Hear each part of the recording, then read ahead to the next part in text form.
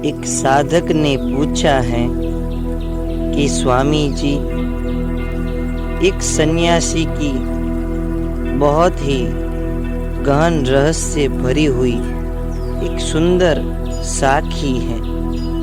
उस साखी को मैं कई दिनों से लगातार याद करने का प्रयत्न कर रहा हूँ, लेकिन इतने प्रयास के बावजूद, इतने प्रयत्न के बावजूद भी मुझे यह साखी याद नहीं हो पा रही है।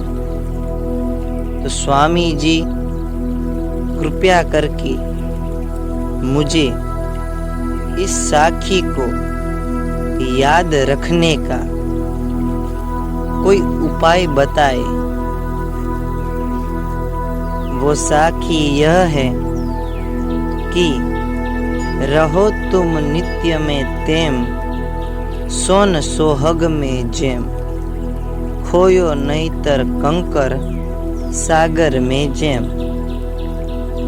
बड़ी ही सुंदर जिज्ञासा हुई है आपको इस सुंदर रहस्य भरी हुई साखी को याद करनी। आपकी इच्छा तो बहुत सुंदर है और आपका भाव भी शुद्ध है, लेकिन किसी भी तरह की साखी हो, किसी भी तरह की चौपाई हो, उसे याद करने से तो मात्र ही मात्र आपके मन पर, आपके दिमाग पर एक तरह का बोझ पड़ता है, एक तरह का घाव पड़ता है। अगर ये साखी, ये चौपाई आपको समय पर याद न आए तो आप तनाव से ग्रस्त हो जाते हैं कि मुझे ये साखी याद क्यों नहीं आ रही है, कि मुझे ये चौपाई याद क्यों नहीं आ रही है। हमारे इस भारतवर्ष में 4 वेद है, 6 शास्त्र है, 18 पुराण है, 9 व्याकरण है, अनंत प्रकार के आध्यात्मिक ग्रंथ है। चाहे वो सिरगुण पंथ के ग्रंथ हो, चाहे वो निर्गुण पंथ के ग्रंथ हो, इन सभी ग्रंथों में कुछ न कुछ ऐसी साखी है, ऐसी चौपाई है। चाहे फिर वो महाभारत हो, वो रामायण हो, या फिर वो भगवत गीता हो, इन किसी भी तरह के आध्यात्मिक ग्रंथ में अगर हमें कुछ याद करना है तो याद करने से तो मात्र ही मात्र आपका जो मस्तिष्क है, आपकी जो स्नायु है, उन सभी स्नायु के कोने कोने में अगर आप याद करने का प्रयत्न करते हैं और याद नहीं होता है तो सिर्फ और सिर्फ तनाव ही बढ़ेगा। इसीलिए दुनिया के सभी ग्रंथों में, दुनिया के सभी आध्यात्मिक ग्रंथों में, दुनिया की सारी किताबों में, इस विश्व में जहाँ जहाँ परम ज्ञान को उपलब्ध होने का मार्ग बताया गया है, उन सभी बताई हुई बातों में कुछ न कुछ अक्षर है। इन अक्षर के द्वारा निर्मित एक शब्द है और इन शब्दों के जुड़ने से एक वाक्य बनता है और इन वाक्य के जुड़ने से कुछ साखी बनती है, कुछ चौपाइयाँ बनती हैं, कुछ मंत्र बनते हैं, कुछ श्लोक बनते हैं, कुछ कहानियाँ बनती हैं और कुछ ध्यान की विधियाँ बनती हैं। इन सभी शब्द के भीतर, इन सभी शब्द की गहराई में जो समझ है, उस समझ को अगर आप समझ से समझते हो तो ही आपको कुछ भी सरलता से याद हो जाएगा। आपको याद नहीं करना पड़ेगा। आपको सहजा सहज किसी भी धर्म का ग्रंथ हो या फिर दुनिया की कोई भी किताब हो, वो आपको सरलता से याद हो जाएगी।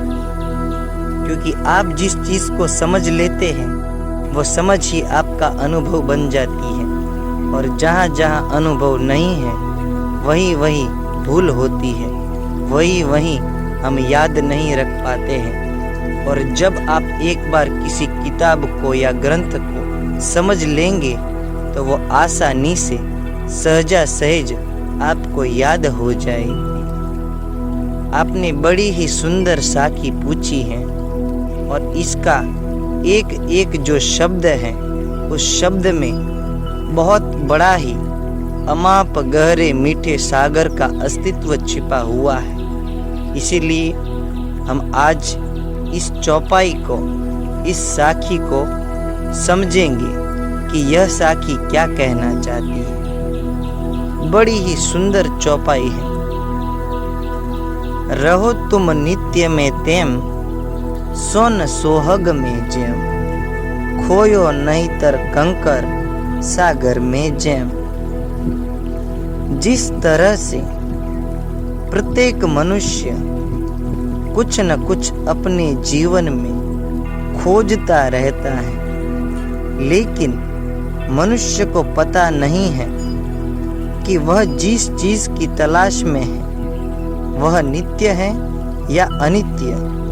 मनुष्य अपने जीवन में कुछ न कुछ ऐसी चीजों को तलाशता रहता है जो उस मनुष्य को स्वयं ही पता नहीं कि मैं जिस चीज की तलाश में हूँ वह नाशवंत है या फिर शाश्वत है।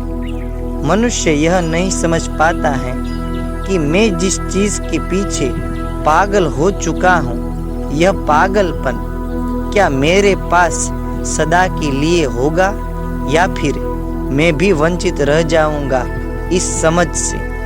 यह मनुष्य समझ नहीं पाते हैं। अगर मनुष्य नित्य में रहता है, जैसे सोने में एक पदार्थ सुहागा मिलने से सोने की चमक अथवा शोभा बढ़ा देता है, ठीक उसी तरह से सोन का अर्थ यह है कि मनुष्य में छिपी हुई वह अलौकिक ऊर्जा जिसे शब्दों के जरिए बयां नहीं कर सकते हैं। सोहग का अर्थ यह है कि करुणा सागर की अति अलौकिक गति का अल्प अंश। जिस तरह से सोने में सुहागा मिलने से सोने की शोभा बढ़ा देता है, उसी तरह से मनुष्य में छिपी हुई अलौकिक ऊर्जा में दिव्य करुणा सागर की अति अलौकिक गति का अल्प अंश मिलने से मनुष्य को नित्यानंद प्राप्त होता है। वरना नित्य से बिछड़ने से जिस तरह अमाप गहरे विशाल सागर के मध्य में पत्थर का एक टुकड़ा गिरने से वह हमें कभी नहीं मिलता, उसी तरह से दिव्य भगवान करुणा सागर की अति अलौकिक गति से बिछड़ने से मनुष्य का वह नित्यानंद सदा के लिए वंचित रह जाता है। बस आज के लिए इतना ही। सत केवल साहिब।